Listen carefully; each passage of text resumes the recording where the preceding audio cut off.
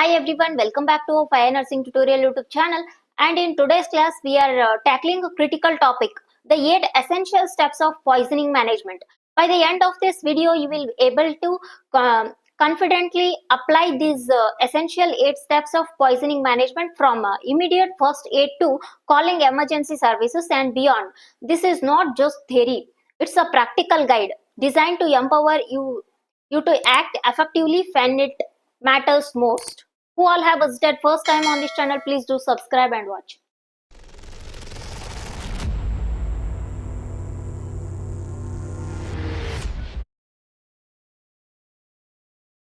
Here, first step is stabilize. Here, by the way, we are going to stabilize this. We need to go through the ABCDE approach. That is, A means airway, B means breathing, C circulation, D disability, E exposure. In any emergency, also in poisoning, our first step is to stabilization of the patient. Here we first manage the life-threatening conditions and then go for the management of poisoning. Here we follow ABCDE approach. This is the first step. Stabilization. We are going to see the stabilization. Next, second step is identification. Here first you have to take history from the patient or patient relatives. Here you have to ask 3 important questions. These are the 3 important questions. First one is what type of poison patient has taken, and then how much amount of poison patient has taken, and then exactly when patient has taken the poison. Here also the patient relatives can bring some materials with them that can give us some ideas about the type of poison. For example, it may be contaminated clothes, empty bottles or the empty wrappers. Then there are certain clues that can give us idea about the type of poison. For example, we'll take an example. The odor coming from the patient mouth, then color of the skin, and then if there is any altered sensorium and you are not able to find its cause, then you should suspect some kind of poisoning. And also the occupation of a patient, this can also give us idea about a type of poison.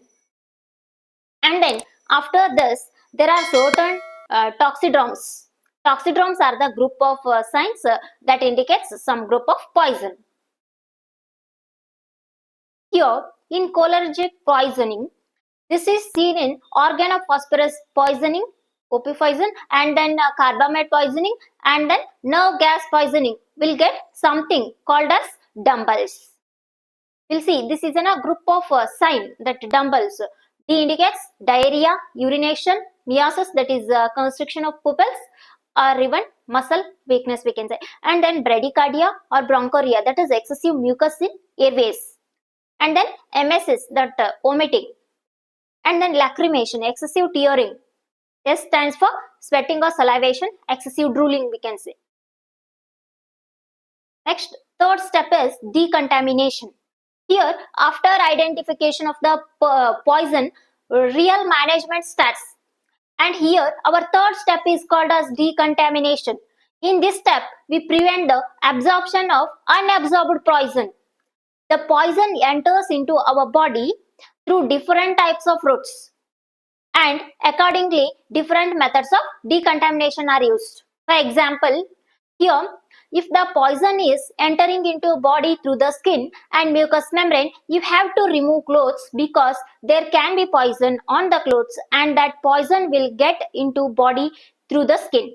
And then you have to give thoroughly wash to the skin, thorough wash to the skin and to the mucous membrane like eyes. This is about the skin and mucous membrane. If the poisoning entering into the body through inhalational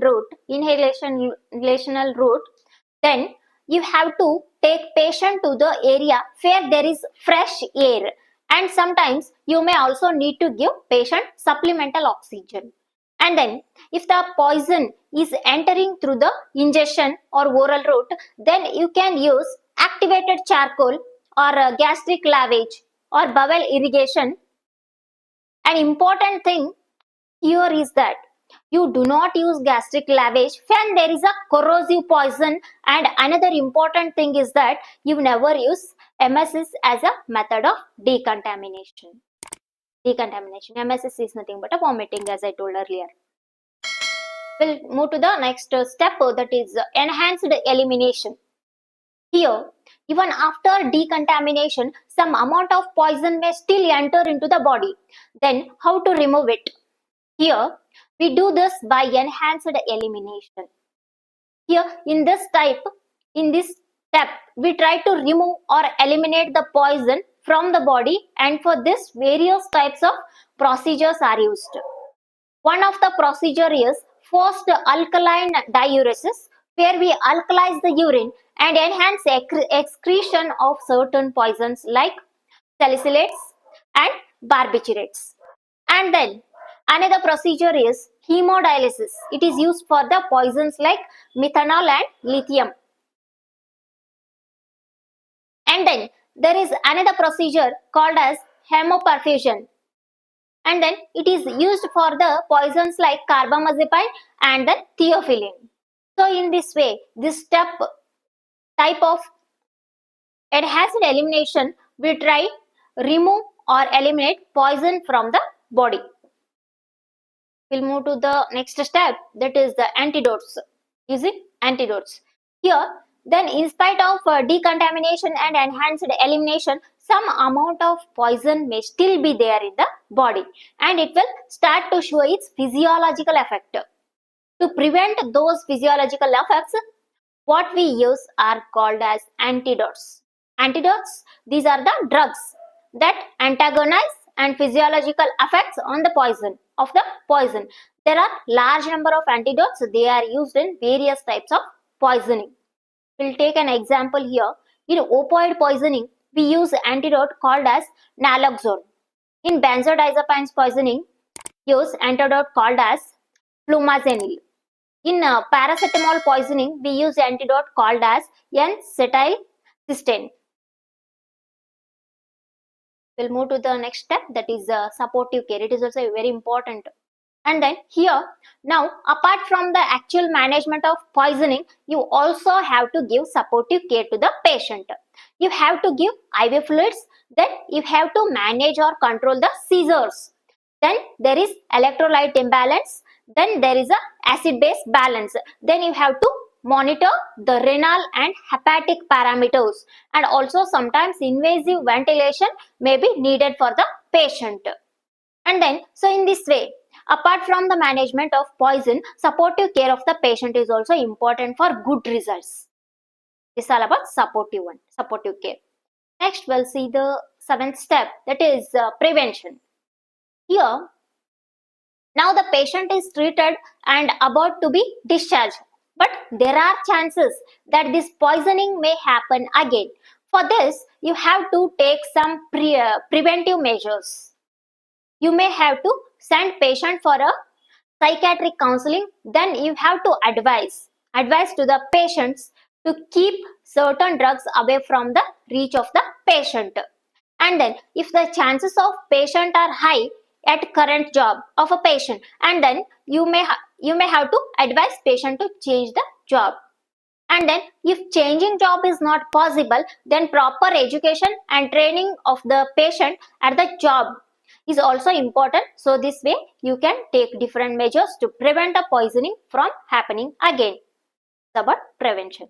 We'll move to the next step, that is the last step, record keeping. It's very important. It is a very important step, record keeping. And then every case of a poisoning is a medico legal case, and has a potential to go into the court.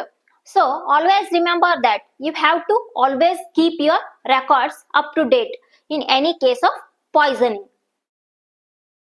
I hope you all are very clear with the steps of management of this one poisoning patient in emergency and all.